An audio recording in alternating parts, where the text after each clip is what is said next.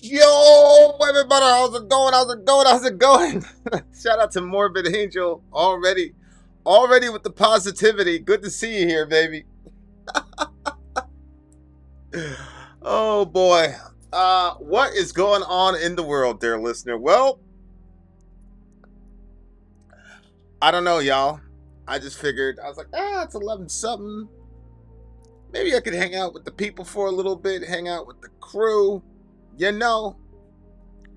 And so yeah, I was figuring I was gonna hang out for a little bit. The world's going crazy, you know. I mean, you never know, man. These you never know when it could be your last one. My lord, everything going on today is pretty crazy. First time here. Good to see you, buddy. Glad you're here. Cattle murder in the house, man. The big homie cattle murder. I haven't seen you in a while, baby. 3Viz 404. That's you know how she is with the political stuff, bro. You know she ain't gonna come on here for that one. What's up with everybody? Benji, good to see you, buddy. What are you struggling with, 3Viz? What you struggling with? I mean, a lot of people are struggling, so you got to be a little bit more specific. That's pretty cool of you to come and share something so personal right out the gate.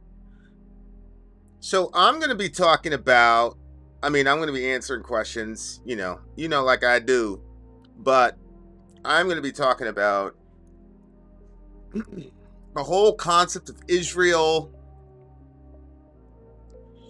trying to provide some clarity, because people are like really confused, and they're asking me like, yo, you're a Christian, so like what are you doing with this Israel stuff? Like, are you supposed to co-sign everything they do? How's that supposed to go? Why am I seeing Christians saying all types of crazy reckless stuff about Palestinians? Yep, that's all there, buddy. That's all there. So I was going to talk about that too. Floyd, relax, buddy, relax. We've got a what do you call it? Alliance thing is coming up in a couple days. So we're going back to the music. We had music reactions about like 3 or 4 days ago, buddy. You gotta get up on it. What's up, Raccoon City?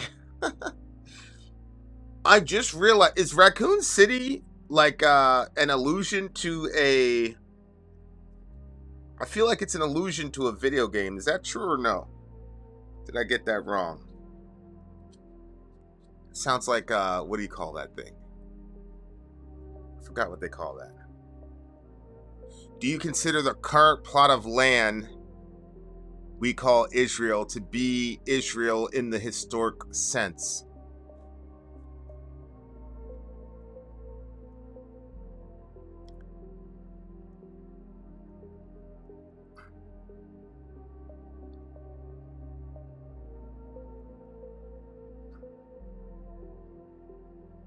Well, for one, the land dimensions just are completely different. You know, if you were to look at the land that God promised Abraham and compare it to now, you'd have parts of Saudi, pretty much the Levant, to be honest with you.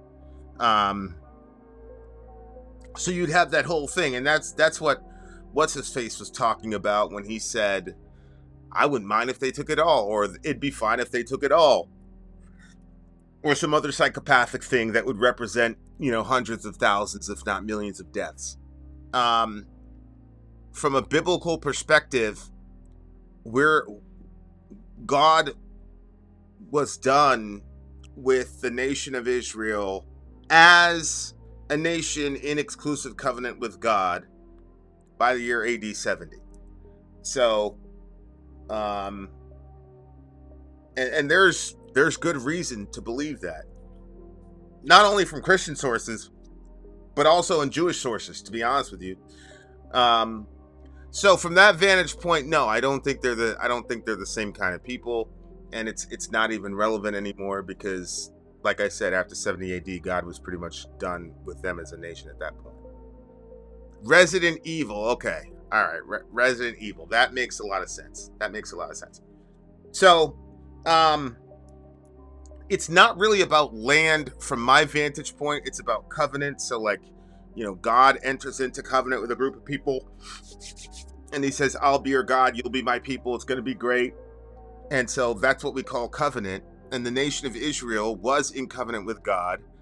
And as that covenant wore on, they kept violating it over and over again. And eventually God said, okay, I'm going to make a new covenant. It's going to be different from the one that we had before. And so Jesus shows up bringing in the new covenant. They rejected him. So what that means is, since God is offering the new covenant through Jesus and you reject Jesus, now you're outside of covenant.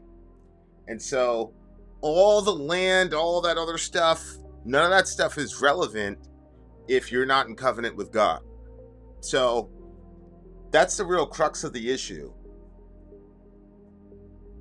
If Jesus is who he says he was, then those folks are not in covenant with God. But if he wasn't, then there's still a chance that they would be in covenant with God. So at that point, I would, the land and all that becomes irrelevant. I mean, at some points in the Old Testament, God uses the word squatters, basically. The land was never supposed to be thought of as perpetually theirs. It was something that they were stewarding as they were following God's laws. What's going on, Mr. Noise? Good to see you. I certainly don't think it is obvious to me that both leaders, whether it's Mr. Trump or Mr. Netanyahu, it's pretty clear to me that they're both kind of looking at each other and going, let's just go for it. That's what it looks like to me. It looks like they just kind of looked at each other and said, Trump's like, look, I'm 76 or 79 or something. Well, what's up, Ascender Prime? I think they both kind of looked at each other and said, look, the cat's out the bag. I'm 76, you're whatever. We've done a lot of dirt and evil in the world, so we know what's coming after. So let's just go out with a bang. That's what it looks like to me. It just looks like to me that they're just like, yo, let's just take everything. It's what it looks like to me. Hey, I'm probably aware I could be treated twice in a few. Yeah, Amy, I just showed up in your dreams, girl. You ain't dreaming, Amy Lee. Yeah, so yeah, it just looks to me like Netanyahu and Trump are like, let's just go for it. I get the feeling that Netanyahu understands that they're not going to be able to do this, when 2028 comes around, right? And so it's like, it just seems to me that it's like, let's go. Let's annex Lebanon. You know what I mean? I don't think it's funny, but there's a lot of ways to look at these situations, right? That, on the one hand, we're going to look at the human side of things. We're going to look at the human cost, the girls in the school, for example. But there's another side of this. My kids have this game. It's kind of like Risk, only it's like a digital version of Risk. I don't know if that makes any sense. And it's like, you see, when they're talking to each other and the moves that they're gonna make and things like that, and you go, oh yeah, that's right. At some level, this is a game, right? And what I'm saying is, in the minds of these people who don't have to pay those prices, you don't have to lose your children, you don't have, you know what I'm saying? And there's a sense in which it becomes a game to these people, and they don't even see what's actually happening, at the human level. But the market manipulation Trump is on is crazy. Yeah, that was insane. So I don't know if you guys heard about this, but there was billions that were traded over hours prior to Trump's announcement about about the ceasefire or whatever, the stalling of hostilities. Yeah, it's pretty crazy. Like it's just like all the horrible things about our government and capitalism. And again, this is not like to promote socialism or communism. I don't think any ism in the economic world right now is a just system. It just so happens that we're in a capitalist context, and so it's like we're combining this warmongering with the gambling and it's just insane. It's just a giant cluster. The more I watch this unfold, the more it's clear to me that this is Bretton Woods 2.0. I mean, I I think for me personally, it's going to be increasingly important to stay connected to you guys and have these discussions. I think that if we remain isolated, I think it's bad. You know what I'm saying? I think it's bad. I think we need people around us and things like that. I think our government has essentially told us in not so many terms, you guys are on your own. Figure it out. So, you know what I'm saying? We got to figure it out. Do you think Trump is more interested in his legacy rather than the state of the world? In his interviews, he seems to always come back. Yeah. I think that here's my thing about Trump. You can still win with a guy who is motivated singularly by his own legacy and his own ego, right? I think at some level, you have to have an ego the size of Texas to even believe that you should be the one to wield all that power in the first place relative to being the president of the most powerful country in the world. Like, you kind of have to be an egomaniac to a degree anyway. And you can work with that because if you can convince that guy, the legacy guy, that your agenda is the way that he's going to solidify his legacy, then you're golden. And the problem is that somebody got in his head, sounds like Jared Kushner mostly, and basically told him, look, we've been shit talking about Iran and we've never done it. You could go down as a president who's actually finally done it, yada yada yada. And I think it's as simple as that. The lives of those girls and the lives of the servicemen and women that we lost, I think it's as simple as that, honestly. And of course, there's the background of blackmail and all the other stuff, right? That's there too. But yeah, that's kind of where I'm at. Did the ceasefire actually happen? Yeah, our ceasefire where we stopped, I'm pretty confident that we've stopped. I don't think the Israelis are going to stop. Some Jews believe Trump is a messiah. I haven't seen that yet, and I watch a lot of Jewish media because I think it's very, very important to hear everybody's perspective. I'm the pro-lifer, so I'm always going to be on the side of kids, and anybody that's blowing up kids is problematic for me. So I listen to a lot of Jewish. I listen to more Jewish media on these topics than anything than non-Jewish media. So, I haven't heard anybody say anything messianic about Trump in the media I've been listening to. But I mean, who knows? I actually think America won't be the most powerful for long, not specifically because of Trump. Look at how expensive it's gotten to build infrastructure, and look how we defect. Well, I mean, I do think that Trump has a lot to do with that, though, between the tariffs and this Iran thing. I mean, that's not. It's been pretty bad in my view. You know what I'm saying? Like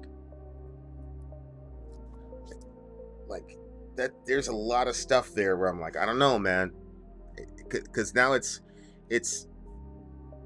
making things a lot more difficult that doesn't need to be difficult. And Noise's point is like correct. Like, God's gonna bring us through regardless. We just got to be wise about the stuff. But I think it's was having a conversation with Jet earlier today, and like I was just thinking about how difficult to navigate it must be for Jewish people right now. Because it's like there's a lot of voices and there's a lot of spectrums. And that's what I'm like constantly trying to, I don't know about warning people. I don't know if warning is the right word, but like there are people that are really enjoying this moment right now. You know, for the longest time, that group of people were people you couldn't talk about, you couldn't do anything. It was kind of a sacred cow in America. And I think people are like, yay, we get to slam these people now. And it's like, okay. So like I think to myself, like, if I was Jewish, like how could you look at this as anything other than just everybody around me has hated me forever and now they're able to, express it or whatever, right? I hear a lot of that in Jewish media. And so I'm like, it must be really difficult to operate right now as a Jewish person because, like, obviously there are genuine criticisms that could and should be levied against Israel because of the way they've treated Palestinian people. But the magnitude of it and the anger and the you're seeing things that, like, I'm seeing things that are making me like uncomfortable, even if they're not like for example, when Anna's like, you're hated, and like I get what she said, like, it's not because you're Jewish, you're hated because you like to kill people and you like to take their land and all this stuff. It's like, yeah. And a lot of that is just like my Christian sensibilities, right? Like, we're not supposed to like proudly go and declare that we hate people. But I also just think to myself, like, I don't know, man. Like, it'd be very, very hard to be a Jewish person and see what she's saying and then only cut down the line, and not like be emotionally affected by all that stuff. You know what I'm saying? Elon had a chance to launch Trump under the pretense of getting the Moon Nobel Prize, but things didn't pan out. It sounds crazy to some extent, but the last moment of great economic growth for the common American was around 2000-ish, and it was due to the internet boom. Yeah. The .com thing. Yeah, once the .com thing hit, it was sustained growth, and there were a lot of startup businesses, and that obviously creates jobs for people. But that collapsed almost as soon as it got stood up. Trump is teaching the world the peaceful ways of the USA by force. Yes, I guess. Humans are malleable to belief when it comes to social and economic disparity. If you look at what happened after 9/11, you saw the fundamental and futile, almost hypnotic belief. Look no further. Yeah? No, I agree with that. I think that is what the war is really about. The U.S. man. Think about Venezuela, Iran. They're both in BRICS. Yeah, I think BRICS has a lot to do with this. If you look at the hostile nation, I mean, okay, so in a perfect world for BRICS, you've got China, Russia, Iran, and I forgot the other one. Was it India? China, Russia. I forgot the last one for BRICS. Maybe Pakistan. I'm not sure. But anyway, China hasn't done anything that could like get us to go after them. But look what we did with Russia. Like, it's my view that we baited Russia into the conflict with Zelensky, and we got him stuck in a quagmire. And I think we're just going to keep doing that. And then we blew up Nord Stream 2, right? So then one of us on this channel predicted that you're going to get, Exxon and Chevron are going to be great. But now the Germans, who had pretty much staked their entire economy on the relief that BRICS was going to, that Nord Stream 2 is going to get them, that's now destroyed, right? And now Putin's in some forever war against the Ukrainians. We're continuing to give the Ukrainians money so that they can't back out and have peace. And so, like, it just looks like a total stalemate over there. And now we're bombing the Iranians. We're setting them back. Completely reoriented their government. So now they got to go back and establish norms and all the rest of it. All these things push them. Brazil.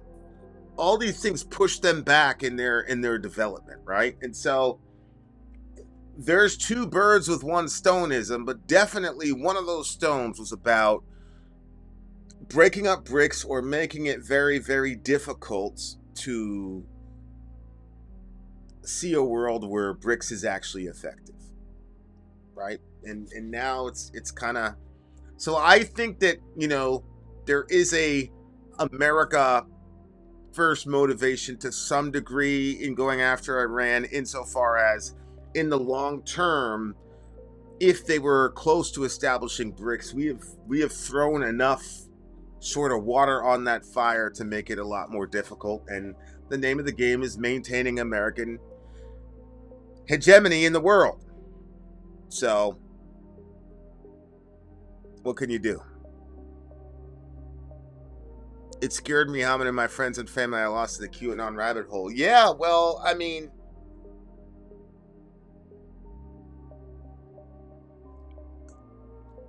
I think the best advice that I've gotten with the Epstein file came from somebody in the federal government, and he said, "Look, as far as like, there's millions." I'm like, "There's millions of pages here." He's like, "Just the things that are pertinent to an affidavit, a search warrant, a court appearance, things where you have to swear on pain of perjury." He's like, "Those are the things that you really want to hone in on, and that you really want to look at, and that should like shape your understanding of what's happening." So that's part of it to me. But on the other hand, like, some of the shit there is just satanic. Whether or not it was connected to an affidavit or whatever, some of that shit was just plain satanic, man. And it's like, yeah, those are claims, but it's like, I understand that those are claims, but what are the odds that all of these weird claims, that they're all wrong? I mean, they're spread out over years. These people don't know each other. I don't know, man. It's weird in some sense. We are committing the exact atrocity modern day capitalist defenders accuse the USSR of doing. We're liberating other countries against their will. So at this point, I do not see how any American can condemn the USSR for their actions. We're doing the same for the opposites. Yeah. Like, our ability to criticize anybody for anything, I think, is over with. Well, I mean, I think, we're Americans, so we're always going to say our opinion, but like, the weight behind it is significantly different now. Let's say it that way. Let's say it that way. Hey, Larry, good to see you, buddy. Good to see you, baby. Whoa, haven't seen this stream before. I think you're hiding. YouTube is hiding your channel. Nah, YouTube wasn't hiding my channel. That's not what was going on. One of my grandmother's friends died this evening. We just found out about an hour ago. I'm not sure he was a religious man, but he was a very good man. Always treated us well. Yeah, man, when I've been listening to so many of these near-death experiences, man. Like, these old people, like, they know, it's weird. Like, they'll even say things like, "All right, well, I'll wait till so-and-so shows up." And then so-and-so shows up, they give him a hug, and then boom. I've got a video. I don't know if I'm going to release it, but it's basically like you literally see the guy die, and he was waiting for his like daughter or something like that. And she showed up, kissed him on the head, and then he was gone. It's weird. Like, they hit some sort of thing. And did you guys know this? 80% of like people dying in hospice report seeing other family members, angels, that type of thing. Really interesting stuff.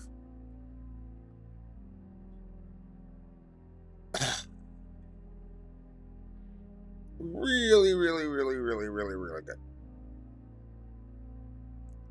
I have often made similar criticisms of Americans discussing China. Not to say I'm a huge China fan. I think China does a lot of bad things. States tend to. However, we do the same. Yeah, yeah, yeah. I think America. I think we're beyond the sort of like. I think for me, what I'm seeing in all this, it's like, okay, it's clear to me that the Israelis are like, we need to expand our territory, and now is when we can do it. We got a guy in there that's never going to hold us accountable. He wants us to do this stuff. And I mean, if the Americans have our back, or if the Americans are not against us, then we can do whatever we want in the region. Like, that's clear that that's what's happening, and that's why they're trying to annex Lebanon right now. They're just trying to get it all in because they know there's a lot of animus right now to Israel and any Israel lobby. I mean, good night. If you took 28 cents from AIPAC 28 years ago, it's over for you now, right? So I just think that, that's the way these things go. Folks overplayed their hand, I think, and I think that they need to come up with a different strategy. That's what it looks like to me. We learned modern day Baal worshiping Canaanites are real. Yeah, man. Yeah, I mean, look, man, you guys know me. You guys have seen me in the years. Like, we believe the Bible. I believe in demonology and things like that, but it was still extremely shocking to read what I read. That was, I'm not gonna say traumatic, okay? Because I don't want to, like, the real trauma is for the people that actually had to survive that shit, right? But it was just a real gut punch to think, because you got kids, right? And so, like, you're imagining your kids being in that kind of predicament and not being able to help them. It's tough.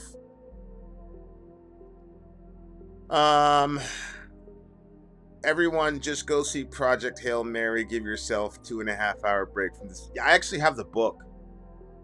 I was actually working on getting that movie and, like, watching it together, but it's still pretty early. It's pretty early.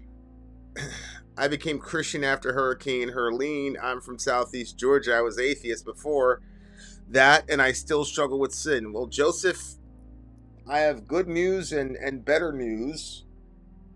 I've been a Christian my entire life, and I still struggle with sin. Right? So, welcome to the club. That's why Jesus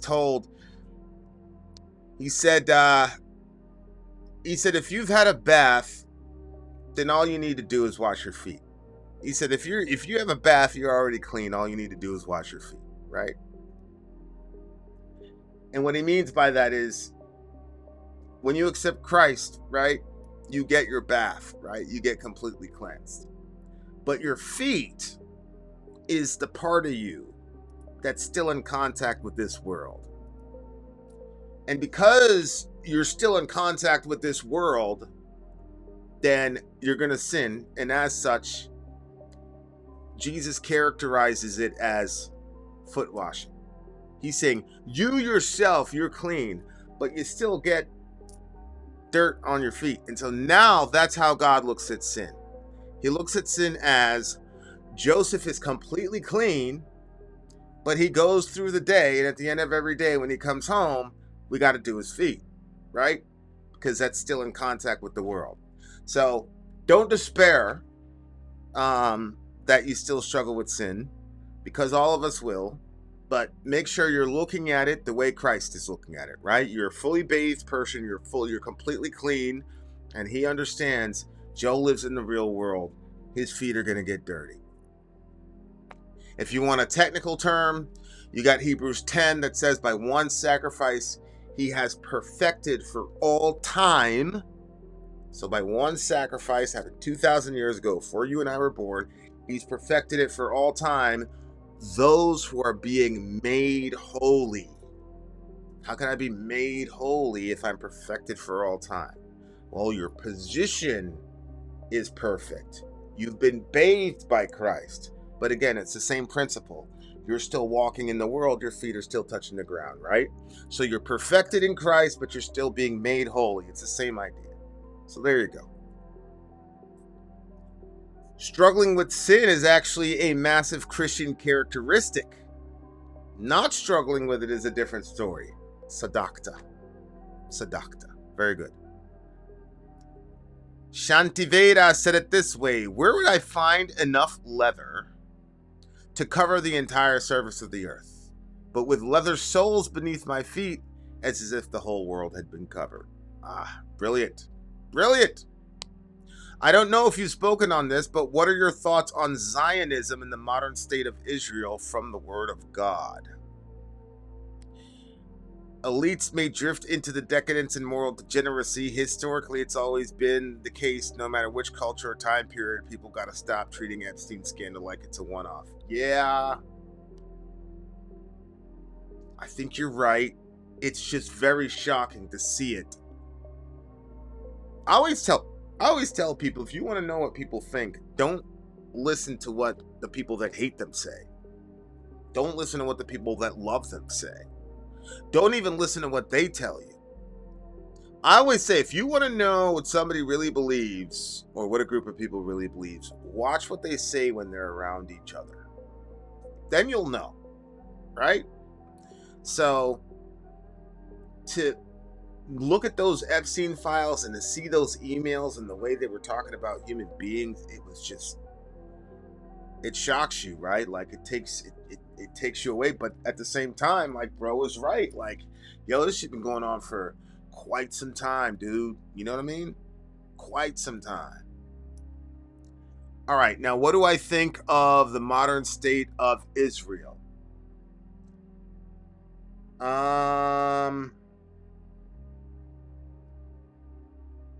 I could give you the short version. I can give you a 3-minute version, or I can give you a 12-minute version. So, let me see. Far Out 87. If you want me to give you the 3-minute version, just type 3.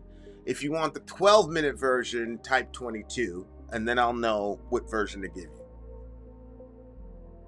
I actually think Epstein is different in the sense of scale. Who said that? Epstein is actually different in the sense of scale. It was international. Historically, elites have been insular. Yeah, I think it's just like what happened when we transition into the modern world wars, where we have the technology exponentialize the misery, right? And so now you've got technology, and you've got a guy who's brilliant at you know, making sure those webs and constellations of people are kept enough distance but enough proximity in order for him to do what he was doing. I mean, that dude was super, super, super intelligent person. The ability to manipulate human beings is a very, very difficult skill to master, and he absolutely mastered it. You got to give him that. Like, I hate what he did, but as far as like his craft, as far as the craft goes, he was one of the best I've seen, unfortunately. I went to a church that practiced feet washing once. It felt really clean afterwards.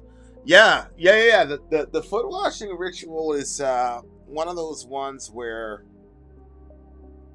like, I've taken part in it, and it's an odd thing because of how emotional it was for everybody. You know what I'm saying? I found myself like super emotional as we were going through with everybody. I'm not particularly sure why. You know what I'm saying? I'm not sure what about it made me so emotional. And it's not something that like I practice on a regular basis at all. Right? So for everybody else, there's a passage in the Gospel of John where Jesus takes off his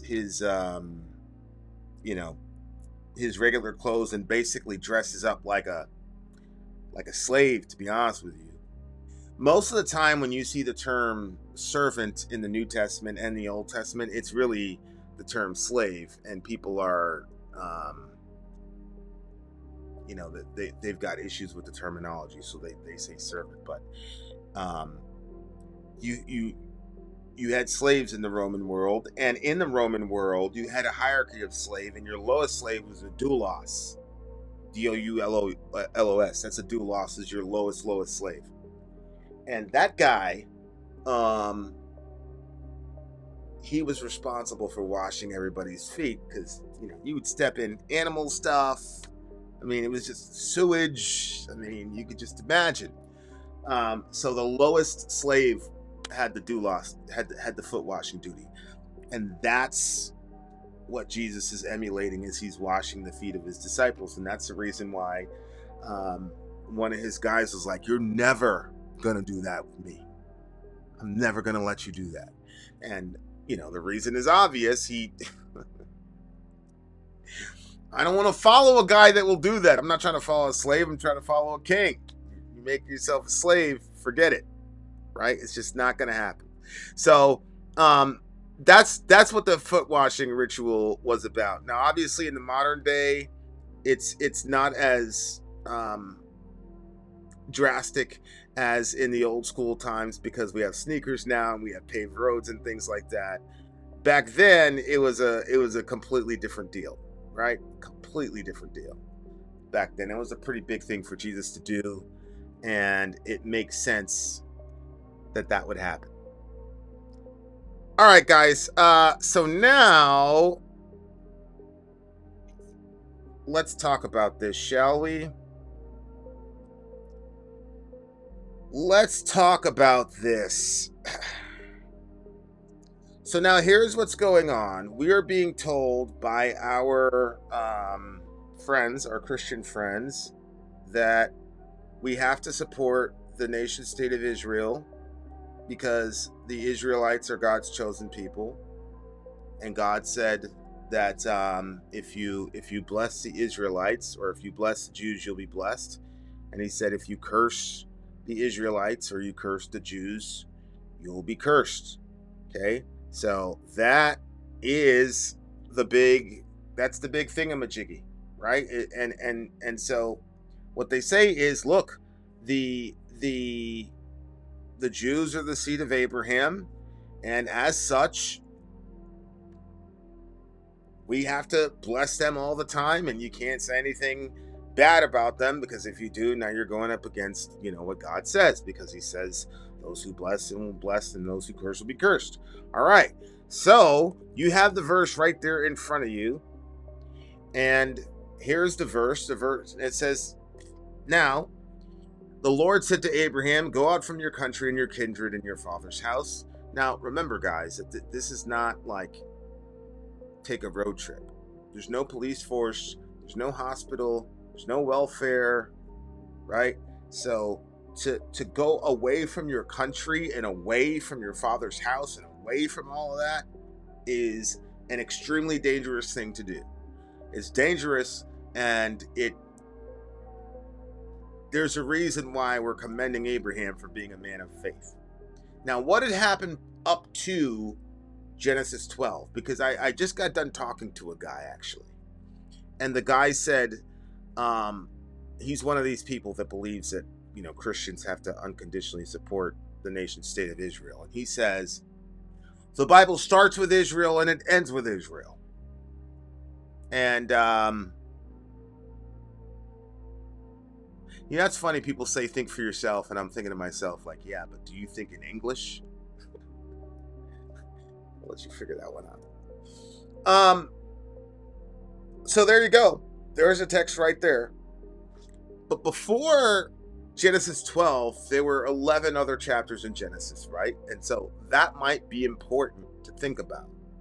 Because my friend was saying, it starts and ends with Israel. The Bible starts and ends with Israel. And I said, actually, the Bible starts and ends with Adam. It starts and ends with Adam and Eve, actually. What do you see? Oh, Genesis 1:26, God says, we're going to make a man, and we're going to make them, plural, in our image after our likeness. Okay?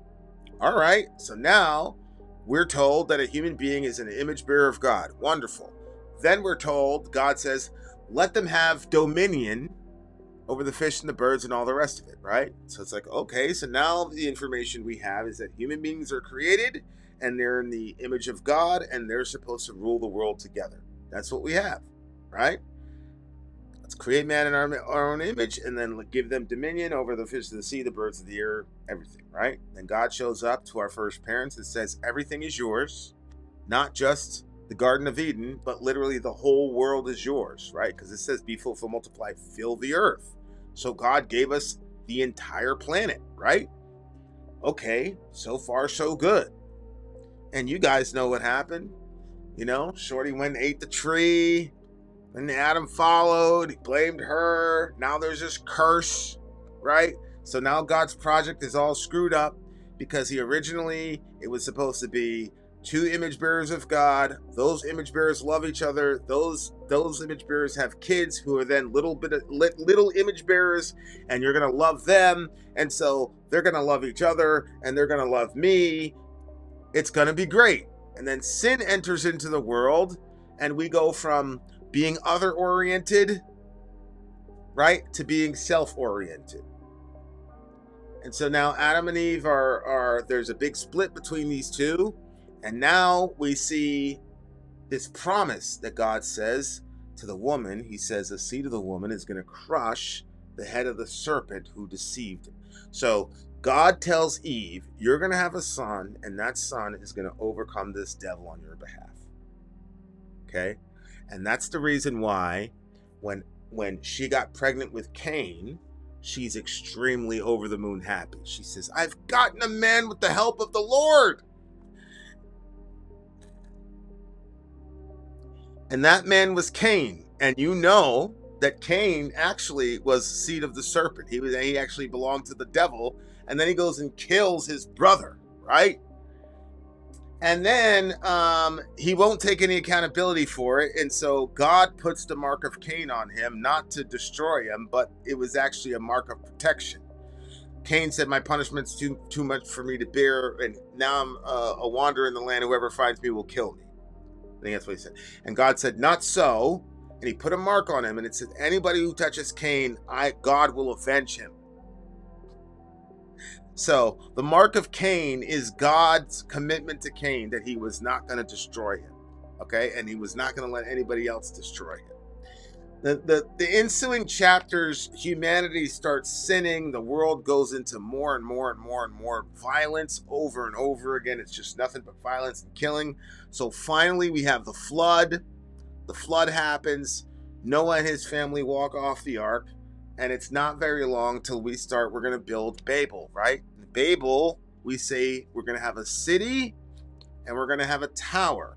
Now, that tower is almost universally looked upon as an ancient temple. Okay? So you've got a city, and that's where you do your politics and your commerce, and then you've got your temple, and that's where you do your spirituality. So in Babel, you had the marriage of religion and politics and polity combined into one.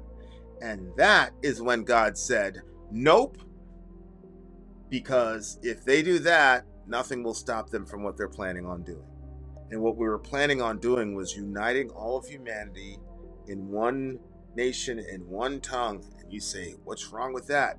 Because we were united under a lie that we could do all this stuff without God. We had no care for God. We had no concern for God. You say, well, you built temples. Yeah, they built temples so that they could go in there, meet with demons, and then have those demons do things for them in exchange for worship. Okay?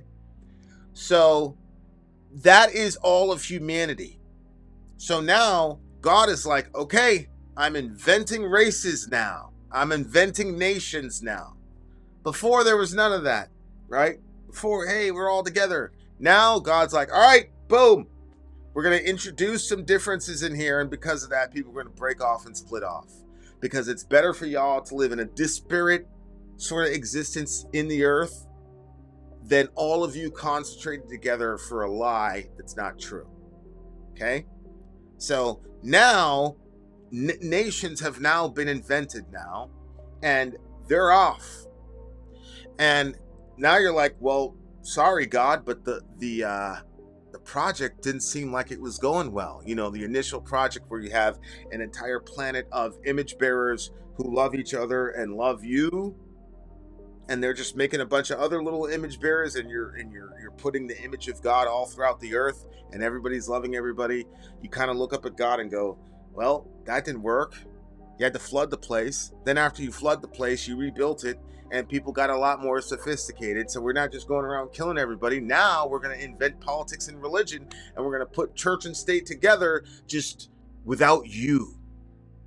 Without you, God. So God says, oh, that's what we're doing? Cool. So he blows everything up, and now you've got nations. And there's a very interesting phrase in Deuteronomy 31. In Deuteronomy 31, it says, when the Lord divided the nations, he set them according to the number of the sons of God. That's Deuteronomy 31. 32. Well, what's going on there? What do you mean when he divided the nations, he set them according to the number of the sons of God? The sons of God is a technical term in the heavenly hierarchy. Okay, the B'nai Elohim. These are, they're not angels. They are powerful spiritual beings. You can call them gods with a lowercase g. And the reason you can do that is because the Bible calls them that, Elohim. These are God-like beings who were given jurisdiction over all those other nations. So God sent the nations off, said, all right, we got to blow this up, we got to break this up. And then what God did was he took one of these powerful beings and said, you got these guys. And then the other one, you got these guys. And the other one, you got these guys. Take care of them, show them how to do shit, and then lead them back to me. Well, they didn't lead them back to the true God. They actually led people to worship them. So what people call paganism and all this is why people ask me, like, do you believe that Thor is real if you believe Jesus is real? And there's a part of me that's like, terrible analogy.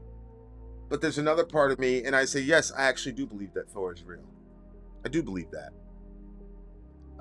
Thor, in my knowledge, is a storm god. And Baal is a storm god.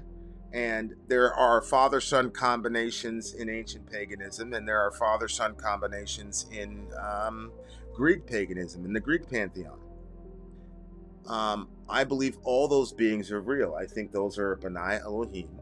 And I think that those beings enjoyed the other nations following them. And when it was time to turn them back to God, they wouldn't do it. They wanted to worship for themselves.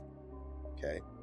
So that's what you're seeing with these other nations. So now, what do you hear? Well, that's why Deuteronomy 32 says, when the Lord divided the nations, he set them according to the number of the sons of God. And then he says, but Israel is his inheritance.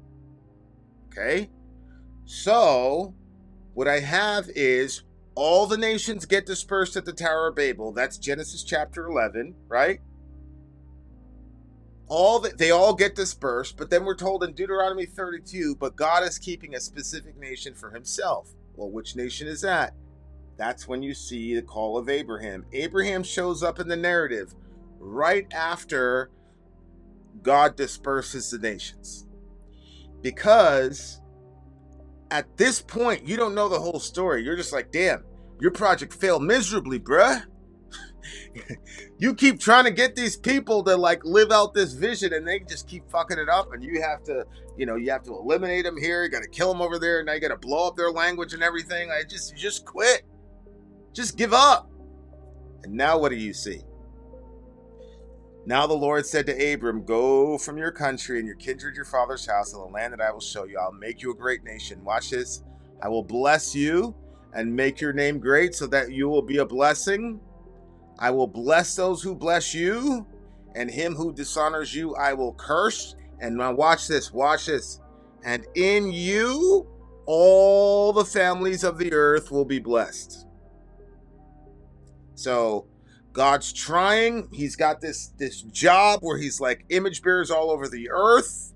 The Garden of Eden is just kind of like it's ground zero. It's the capital. But you're supposed to expand because you're supposed to fill the earth, right? And we don't want to do it. So he forces it by creating nations, right? And then he sets these nations, he sets these beings over these nations to take care of them and then bring them to the knowledge of the truth. But then he reserves Israel for himself. So he's like, I'm going to hold the fort here, and then you guys teach the people the truth and lead everybody to God. But that's not what they did. What they did was they kept the worship for themselves. And now you see why Abraham's important, because Abraham is the way that God is going to bring everybody back. So he just sent everybody out in chapter 11. But now look, what is God's conspiracy here? He says, look, in you, all the families of the earth will be blessed. The term blessed in Hebrew just means happy, to make happy. So the easiest translation will be, God says to Abram in verse 3, I will make those who make you happy, I will happy them. And whoever dishonors you, I will curse. Now watch this. And in you, all the families of the earth shall be happy. Okay? All the families of the earth. Wait, didn't you just send them off to these? Yes, I did. Didn't you put these divine beings who you know are going to be bad? Yes, I did. You put them over those people? Yes, I did. Okay, then how are you going to get them back? This is how I'm going to get them back. I'm going to work through Abraham and his family, and through this family, all the families are going to come back. They're going to be happy, right? That's God's plan. Okay. Well, so we heard in Deuteronomy when he assigned all the nations, he assigned all these other beings to them, but Israel he kept for himself. Now watch this. This is pretty crazy, but do what you will with it, dear listener. Okay? This is from the ESV, the English Standard Version. Okay? So watch.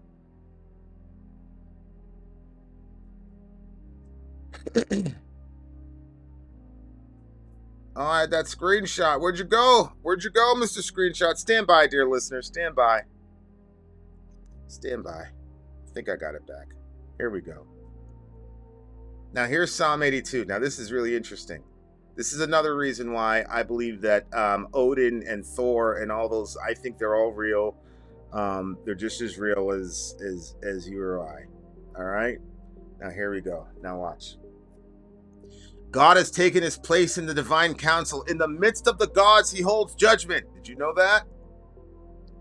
The Bible says that there are other gods. All right? So God is holding a council meeting, and now he's judging the gods.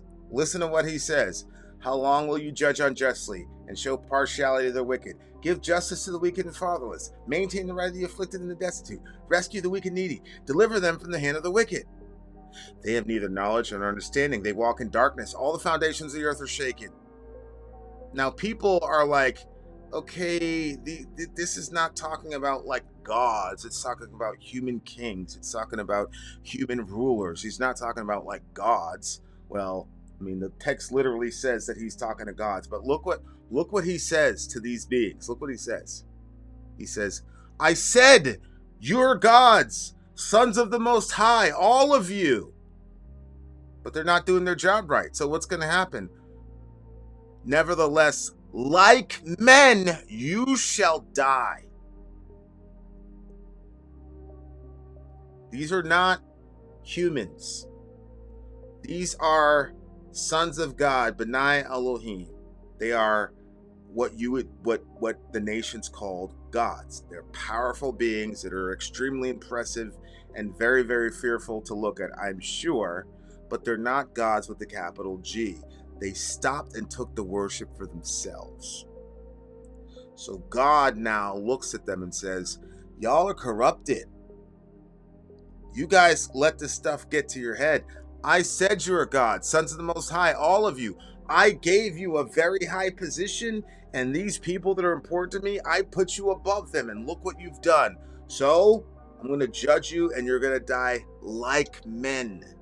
That means the beings he's talking to here are not regular humans. Now look what is said here. Look what he says at the very end. He says, you'll like men you shall die, and you'll fall like any prince. Then he says, arise, O God, judge the earth. Watch this. For you shall inherit all the nations. Wait a second.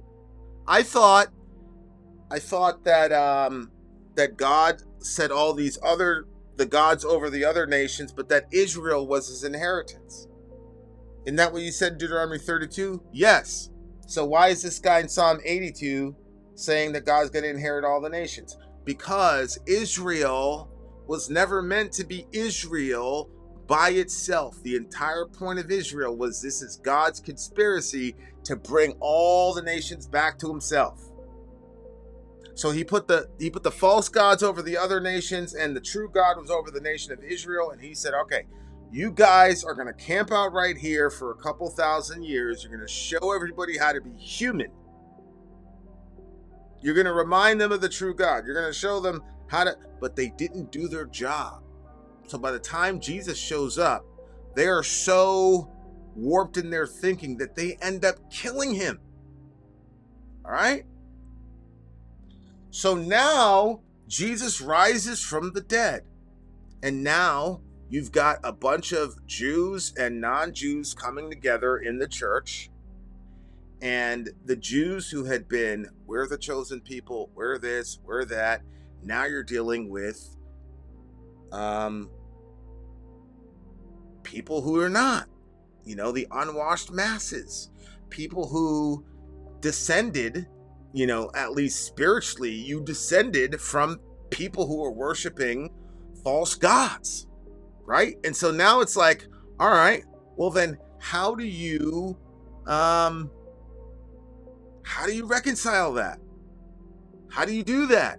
And so now the New Testament has to deal with this, because now you've got Jews and non-Jews living together. And that is not a very good situation if you don't have some way of bringing everything together, right? Like, I hope everybody sees the problem, right? Like, we're the chosen people, all the other nations, they were following false gods. They were following those sons of God, but we were following the true God. And they got caught up in themselves as if their race or the genetics are what made them special. And so now Paul has to talk to these people. You've got a bunch of Gentiles, non-Jews, right? And they're being told, look, unless you get circumcised and totally and completely convert to Judaism, you're really not on the team. So Paul writes back and he says, now the promises were made to Abraham and to his offspring. It does not say and to offsprings, plural, referring to many, but referring to one, and to your offspring. Watch this. Who is Christ? Remember I said, bless those who bless you. I'll happy those who happy you. And in you all the nations will be happied. Paul is saying that when God said that to Abraham, it's because he had in his mind, I'm going to send Jesus. And whoever blesses Jesus will be blessed. And whoever curses Jesus will be cursed. There are no blessings outside of Jesus, and there are no curses inside of Jesus. But there are no blessings outside of Jesus, and there is nothing but curses outside of Jesus. Why? Because Jesus, and that's why God had to put him on the cross. Because in the cross, Jesus is suspended between heaven and earth, but he's also got his arms out. Even the means by which God did the sacrifice is important. Because although he's pulling with one hand non-Jews and with the other hand Jews together. And then who killed Jesus? The Jews killed Jesus. Yes, the Bible says the Jews killed Jesus. And also, the Romans killed Jesus. The Romans, who were still under the pantheon of the gods. The Jews, who had so rejected the true God that when his son showed up, they murdered him. So humanity together on one project, like we did during the Babel situation. We've come back again in Jesus to kill this man. All right? All right. So Paul says Christ is the real seed. Okay? And he's saying if the inheritance comes by the law, then that can't work. So right here, we're being told Christ is the seed. Christ is the vector that determines whether you're blessed or not. Not Israelites, not land, not even Abraham. The seed that's being talked about is Christ Jesus. There's only one son of Abraham where that promise was directly spoken about. And Paul tells us it was Christ. Later on, he would tell us, and if you are in Christ, then you're Abraham's seed and heirs according to the promise. Let me show you one more thing, because I think it's important. Here's Ephesians 2. And again, the Ephesians were a church in Asia Minor. The vast majority of the church was non-Jewish. Okay. So once again, you have got Jews and you've got non-Jews, right? Living together and trying to figure it out, and it's not going well. Listen to what Paul says. Therefore, remember that at one time you Gentiles in the flesh called the uncircumcision by those called the circumcision. So circumcision was the boundary marker that you had that marked whether or not you were on the team or not if you were in Judaism in the first century, right? So that's something that's part of your body. It's part of your flesh. By what is called the circumcision, which is made in the flesh by hands. Remember that you were at that time separated from Christ, alienated from the commonwealth of Israel, and strangers to the covenants of promise, having no hope and without God in the world. That is the state of non-Jewish people prior to coming to Christ. Why? Because we were under the jurisdiction of these gods who were false gods and were horrible and mean and were making us sacrifice our babies and set them on fire to Molech and all the rest of this nonsense. That you saw in the Epstein files. We continue. Watch what it says, though. But now in Christ Jesus, you who were, think about this, subhanAllah. He's talking specifically to non-Jews here. Now, this is a Jew, by the way, saying this to non-Jews. Unbelievable. But now in Christ Jesus, you who were once far off have been brought near by what? By the blood of Christ that the Jews set up and that the Greeks, that the Gentiles pounded into his hands, the blood that both of us shed, right? What does it say? He himself is our peace. When he says our, he's not general our. He's saying the peace of Jews and Gentiles. He himself is our peace, who made us both one. Who is the both? That's Jews and Gentile, and has broken down in his flesh the dividing wall of hostility. There used to be a place called the court of the Gentiles, and then the court of the Gentiles stopped. And right above that, it was basically, if you are a Gentile and you walk past this line, your blood is on your own head. We can't guarantee your safety, okay? Paul says that in his flesh, he broke down the dividing wall of hostility. There is no wall between a Gentile and God or a Jew and God. Everybody has access directly to God through Jesus.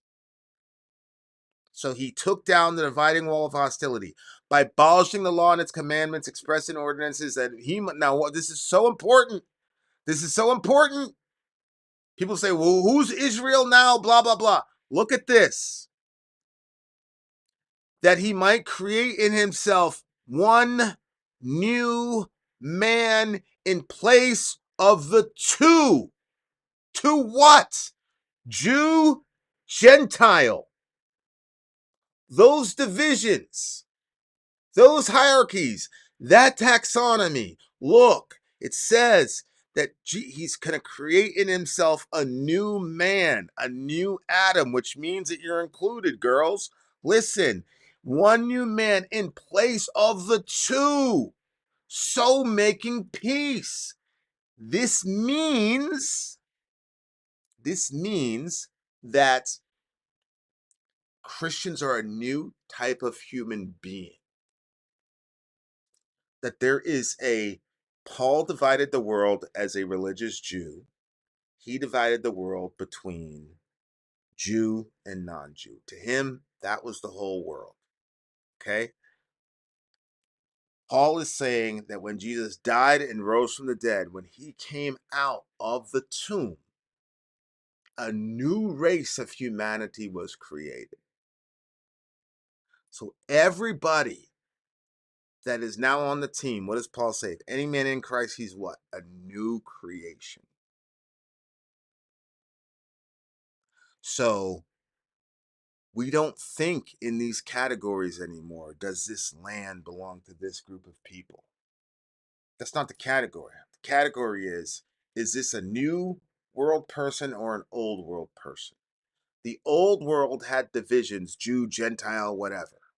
The new world has literally a new race of humanity. One time, the Christians were fighting each other. They couldn't get along in church. And you know what Paul says to him? He said, "Aren't you acting like mere men?" Well, yeah, we're acting like men because that's what we are. But the implication is, but you're more than that. You're more than that. Why are you acting like this? Right? So, right there, Jesus came and he brought up about a new humanity. He put away the two, the measuring of, is this person a Jew? How much of your bloodline makes you Jewish? Oh, the bloodline goes through your mom, then you're this. Your bloodline goes to your dad, then you're all this ridiculous fighting over DNA and genetics and blah blah blah blah blah. And Paul's like, no, man. When Jesus rose from the dead, he didn't stop being human, but he rose from the dead in a new humanity. I'm sorry, but he did not rise from the dead as a Jewish person. Paul tells it right here that he's putting away Jew-Gentile distinctions.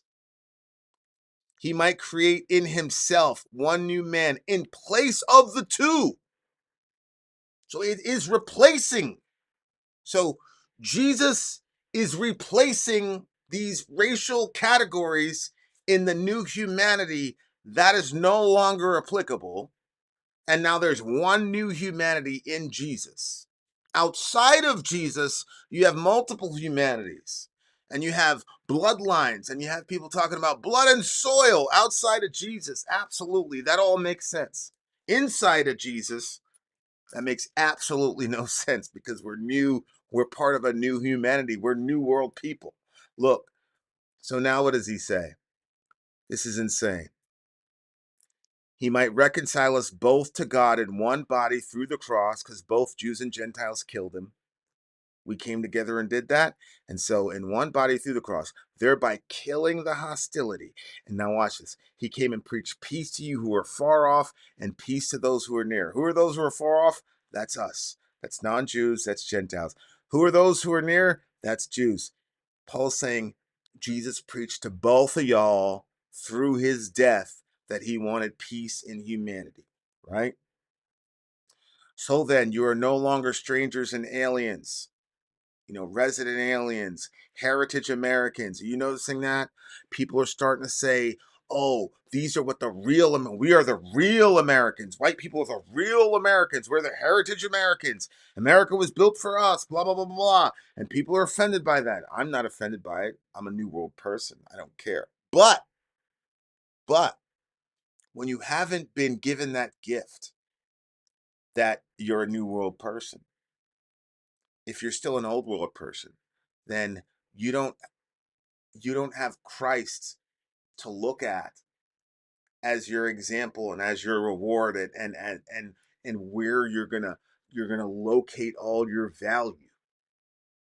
I don't have Christ. So where do I locate my value? My race. That's right. We are the most numerous group of people in the most powerful country on the planet. And therefore, even though me personally, I'm not doing well, money's not good, this isn't good, girls aren't good, this isn't good, I can still say, well, I'm white, damn it. And the country was for us. And so here is my identity. I'm not out dissing that guy. I understand. If you don't have Christ, then all you have is that. I understand that. Racial identity and purpose is so important that Jesus, that's one of the reasons he came to die. So I'm going to put all that in the ground. I'm going to raise up a new humanity. But if the person hasn't gotten the good news yet, they're still stuck in that old way of thinking. They're going to find their locus and their peace and their value and their where they are in the world and their self-confidence. It's all going to be wrapped up into something other than Christ. It's going to be wrapped up in your bloodline, you're this, you're that, what country you're from, and all the rest of it. And there are certain icons in the country where you're like, that is prototypical of what I want. A rich guy who's extremely powerful and none of the rules apply to him. He can do and say whatever he wants. I'm gonna hitch my wagon to that guy, and I'm gonna put my personality and my value into that guy because that guy represents me, and I can pretend that he's an icon of me, and so I don't feel as bad about myself. I understand that. I understand if you don't have Jesus to give you this and to make you truly understand your value and your place in the world and the universe, and you feel that power slipping, people are afraid. So so what Jesus has done is he's created a new humanity. He's created a new humanity, and the entire conspiracy was designed to bring all the nations back to him. And so the Jews or Israel, whatever you want to call them, they occupied such an important role because they were the one, even though they didn't do it perfectly, they did it terribly to be honest, but they still did it. They're the ones that got us that scripture and maintained that scripture and passed it on to the point where until Jesus showed up, right? Because the thing didn't start when Jesus showed up. So even say what you want about the Jews, but they're the reasons that we have our Bible. It's just a fact. And same thing in the New Testament. Vast majority of the New Testament was written by Jews, probably with the exception of Luke and Acts. So so so now when you pull back and you understand it from that perspective, the land of Israel, people killing people so they can get more land because we're identifying with the bloodline. Obviously, I hope you can see from for now why, from a biblical perspective, that's just a crazy non-starter. Um, what we're seeing, where people are talking about, we should be able to kill Palestinians, dispossess them for their homes, and all the other thing. I mean, you tell me, is that breaking down the dividing wall of hostility?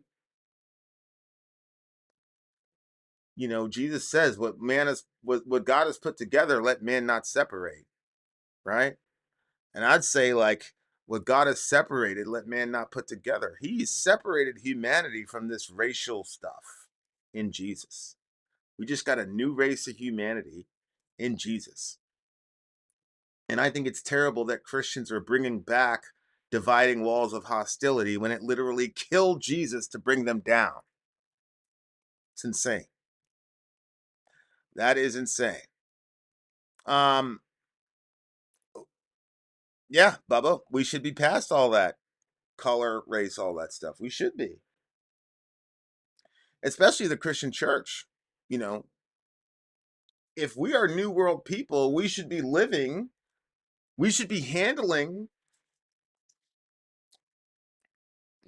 race, gender, a lot of things. We should be handling the things the way that a new worlder would handle it. But a lot of the ways that we handle situations are old world ways of handling the situation. Oh, somebody breaks into your house, man, shoot him, bro. Shoot him. That's old world stuff. It's not new world stuff. So, yeah, I mean, we got a long way to go. We got a long way to go. Um, and I think that the Epstein files showed us that